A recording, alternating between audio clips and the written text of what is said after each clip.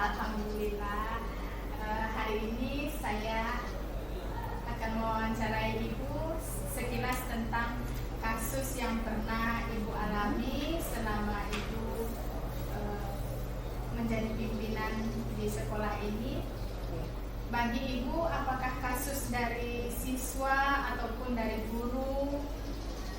Untuk pertanyaan-pertanyaan pertama saya yaitu bagaimana Ibu dapat mengidentifikasi kasus-kasus yang merupakan dilema etika atau rujukan moral? Sebenarnya kasus-kasus yang ada di sini itu sepertinya lebih banyak itu mengenai, bukan lebih banyak sih, ada mengenai sepertinya itu tentang dilema etika, di mana pernah ada anak-anak yang mengetahui semua menganggap dirinya benar. Disitulah wali kelasnya turun tangan. Wali kelas saya minta tolong dulu wali kelasnya menangani dulu, setelah itu diarahkan ke guru BP. Nanti setelah kita tahu permasalahan, kita panggil anak-anaknya, panggil satu persatu, kita wawancarai, kita tanya apa akar masalahnya, ya. Setelah itu siapa saja yang bermasalah di antara anak-anak kita. Setelah dari wali kelas, kemudian kita arahkan ke guru BP. Kalau belum, guru BP-nya pun belum bisa menyelesaikan pada saat itu, kita usahakan panggil orang tuanya. Kita ajak orang tuanya. Kalau bukan tidak sempat pada saat itu, ya paling tidak besoknya harus. Kalau yang dulu sih pada hari itu juga kita selesaikan. Kita minta orang tua, kita telepon karena semua orang tua siswa kan ada nomor HP-nya sama kita. Nah, di sekolah, pihak sekolah menyimpan nomor HP orang tua untuk memudahkan kita berkomunikasi dengan orang tua. Nah, kita panggillah orang tuanya, kita selesaikan dengan musyawarah. Akhirnya dari situ kita bisa tahu bagaimana akar masalahnya, karena mereka merasa sama-sama benar, padahal ya memang maksud mereka itu baik sebenarnya, cuma ya namanya anak-anak cara penyampaiannya tidak bagus. Akhirnya terjadilah pergesekan di antara mereka. Ya seperti itu. Berarti masalah yang terjadi lebih sering itu ada pada anak-anak ya. Selama ini kasus yang ada tidak banyak sih, cuma sepertinya yang pernah ada di sini itu cuma dilema etika. Salah satunya pernah ada siswa yang berkelahi, itu salah satunya.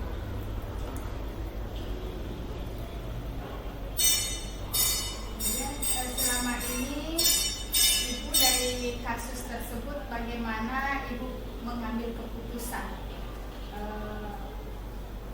untuk kasus yang untuk kasus siswa yang berkelahi, atau apakah sama-sama benar atau mengandung nilai kebajikan?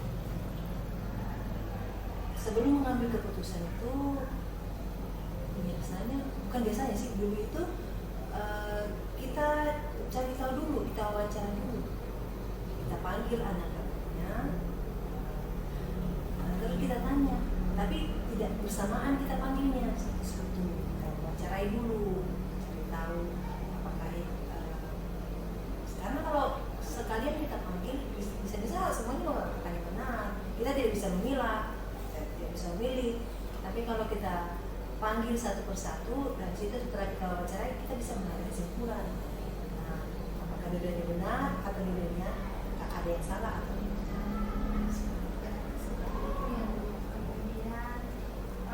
Dari masalah anak-anak berkelahi itu tentunya ada langkah-langkah atau prosedur seperti apa yang biasanya Ibu lakukan? Biasanya yang kita lakukan itu kita cari tahu dulu, tapi kan kan selama ini kita berusaha mencari info tentang anak-anak kita, bagaimana kehidupannya di luar, bagaimana keharmonisan keluarganya, apakah kenakalannya cuma di sekolah atau di luar sekolah. Jadi kita selidiki dulu bagaimana kehidupan anak tersebut supaya kita lebih mudah mengatasi masalahnya. Kemudian tentunya ada hal-hal yang selama ini yang Ibu anggap efektif dalam pengambilan keputusan pada kasus-kasus dilema etika. Yang efektif itu ya karena kita kerjasama dengan kita utamakan, kita fungsikan wali kelas dengan guru BK yang ada di sini. Kita bekerja sama, berkolaborasi dengan mereka, juga dengan orang tua siswa. Kita usahakan kerjasama dengan orang tua siswa supaya lebih memudahkan kita menyelesaikan masalahnya. Ya begitu. Kemudian hal-hal apa saja yang selama ini merupakan tantangan dalam pengambilan keputusan pada kasus-kasus dilema etika yang terjadi itu? Tantangan sepertinya tidak ada tantangan deh, karena semua ini yang kita lakukan kan secara mufakat, berkolaborasi, bekerja sama dengan guru-guru, terutama guru BK dan wali kelas serta orang tua siswa. Jadi tantangannya tidak terlalu besar. Selama Ibu mengalami kasus itu berarti belum ada tantangan yang ini ada. Kasus itu masih yang wajar-wajar saja. Iya. Semoga selamanya tidak ada tantangan yang lebih besar. Amin. Kemudian apakah Ibu memiliki sebuah cara atau jadwal tertentu dalam sebuah menyelesaikan kasus dilema etika? Apakah Ibu langsung menyelesaikan di tempat atau memiliki sebuah jadwal untuk menyelesaikannya? Biasanya kita menyelesaikan pada saat itu supaya tidak merembet kemana-mana. Lebih cepat kita selesaikan pada saat itu juga. Itu lebih bagus nih.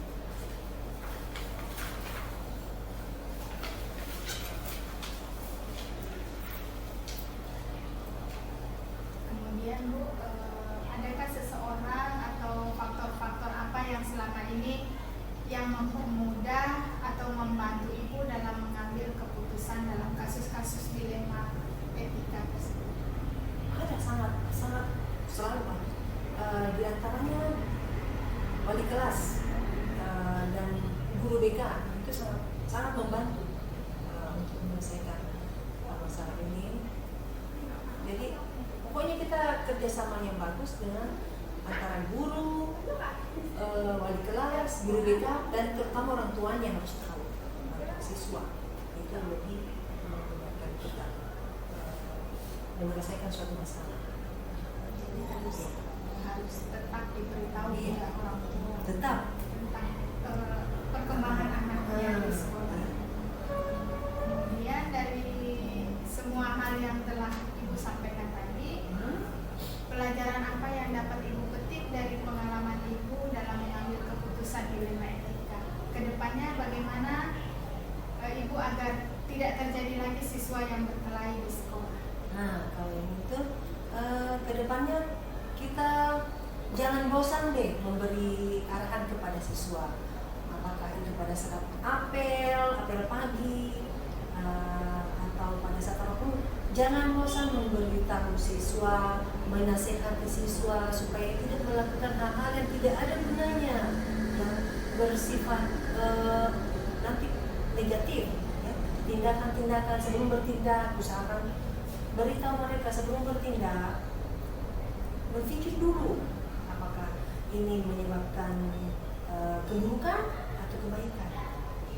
Itu yang perlu kita tanamkan pada siswa di setiap apel pagi atau pada saat memberi amanah pada saat upacara hari Senin. Itu yang harus selalu kita tanamkan. Kuncinya jangan bosan deh memberi nasihat pada anak kita. Ya, berarti setiap pagi itu anak-anak harus diberikan pengarahan terlebih dahulu ya pada saat ada pagi. Jadi saya rasa cukup. Baiklah Ibu, terima kasih. Dari pengalaman Ibu tadi, bagaimana Ibu menangani kasus yang terjadi juga merupakan masukan bagi saya untuk kedepannya dalam mengambil keputusan yang dilakukan oleh seorang pemimpin. Terima kasih banyak. Terima kasih.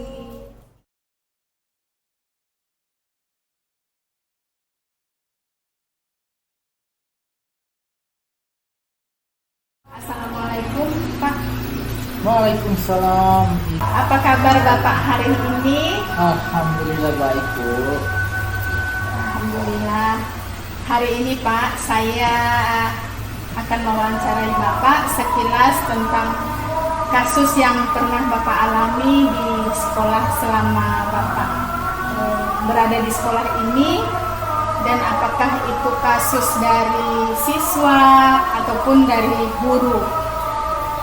Jadi untuk pertanyaan saya yang pertama, bagaimana Bapak dapat mengidentifikasi kasus-kasus yang merupakan dilema etika atau rujukan moral di sekolah ini? Ya, baiklah Bu, makasih banyak. Jadi kalau di sekolah kami di sini SMP Nur Amanah itu, kalau berbicara tentang kasus, ya belum ada masalah yang istilahnya menuju ke ranah tindak kriminal atau itu baik itu siswa ataupun guru, ya.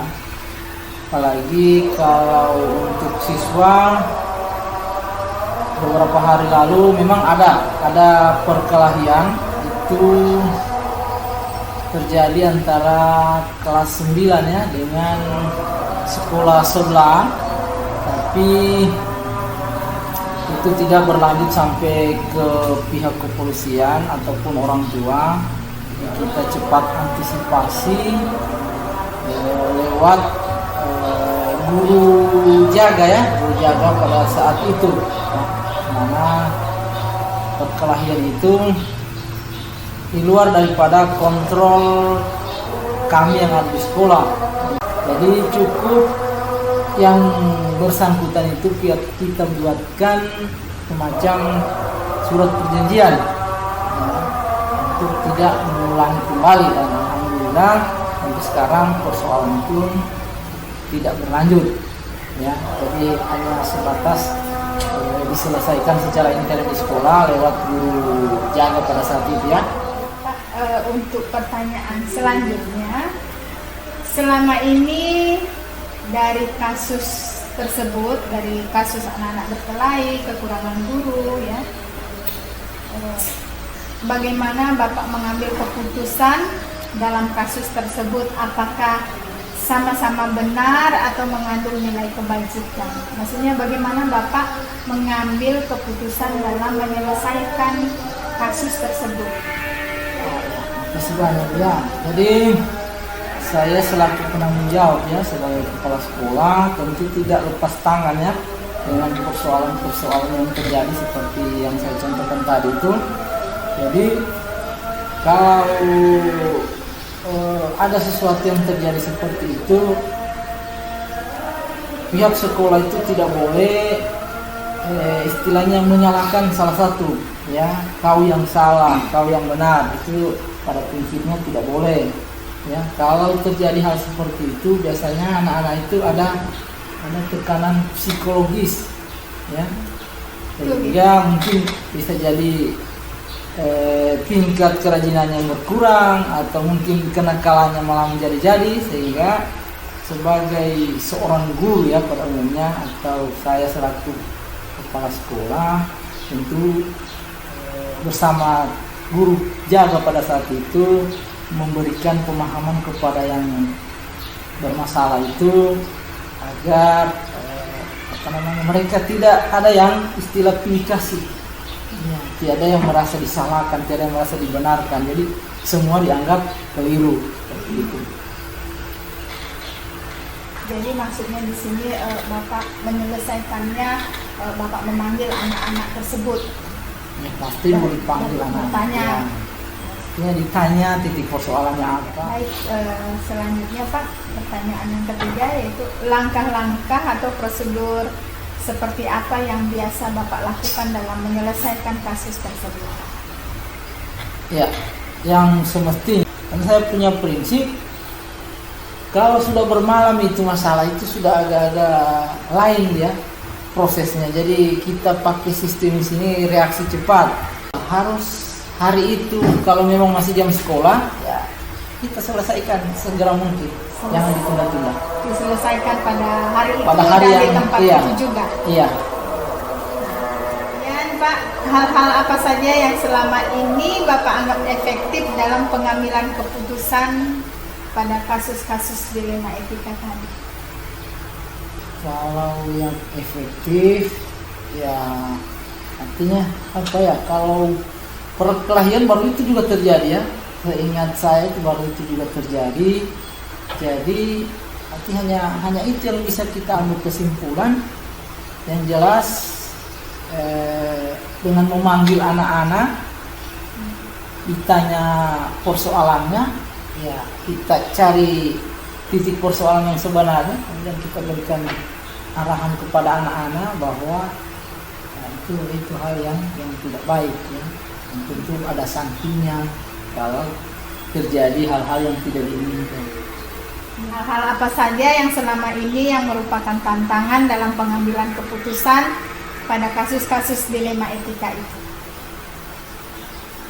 Saya pikir kalau bilang tantangan, tidak ada sih tantangan.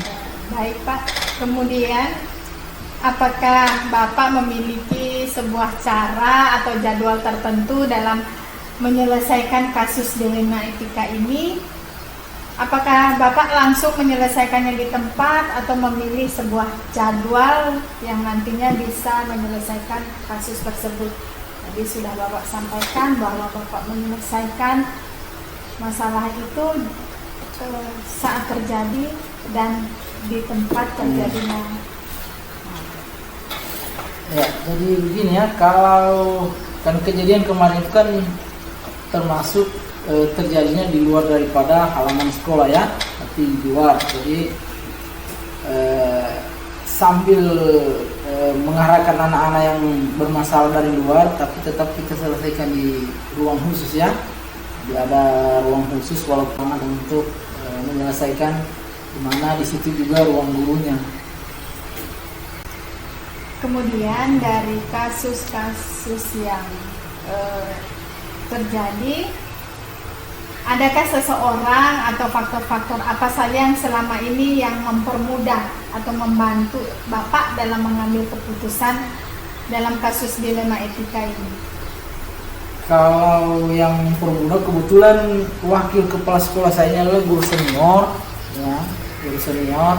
Jadi beliau ini sangat membantu ya, sangat membantu, memberikan masukan-masukan semua hal ya, bukan cuma hal masalah dilema etika tadi, perkelahian itu, tapi saya tetap walaupun beliau itu wakil, tapi tetap saya meminta sumbang saran, pengalaman karena dia adalah orang yang sudah senior ya dibanding saya sendiri. Jadi tetap saya andalkan saya punya wakil kepala sekolah dalam hal menyikapi masalah-masalah yang ada. Mungkin selain kepala sekolah, Bapak dibantu mungkin ada guru atau selain guru mungkin siapa yang membantu? Iya. Jadi selain wakil tadi guru kepala sekolah ya, sebagai guru juga di sini, guru matematika, ada guru bukan senior ya, karena lebih tua 1 tahun dari saya, ada ibu itu ya, tapi itu memang sama-sama saya masuk di sini ya, pengalaman kami di sini ya sama, tapi tetap saya butuh masukan-masukan dari beliau juga, karena beliau itu kan termasuk guru profesional ya, namanya guru bersertifikat pendidik ya, sudah dikatakan profesional. Bukan berarti saya yang kepala sekolah saya lebih profesional, tidak seperti itu ya. Baiklah Pak, dari semua hal yang Bapak sampaikan tadi, pelajaran yang dapat Bapak petik dari pengalaman Bapak dalam mengambil keputusan dilema etika itu apa? Mungkin kedepannya bagaimana Bapak agar tidak lagi terjadi siswa yang berkelahi di sekolah ini? Ya, jadi pengalaman saya dari satu kejadian, bahkan ada kejadian-kejadian yang lainnya, termasuk ada yang ngetren sekarang itu apa ya? Bully. Bully. Saya mengambil kesimpulan itu titik lemahnya sebetulnya kekompakan dalam antara kepala sekolah, guru dengan termasuk orang tua ya. Jadi itu tidak bisa bagaikan satu lingkaran yang tidak bisa dipisahkan ya.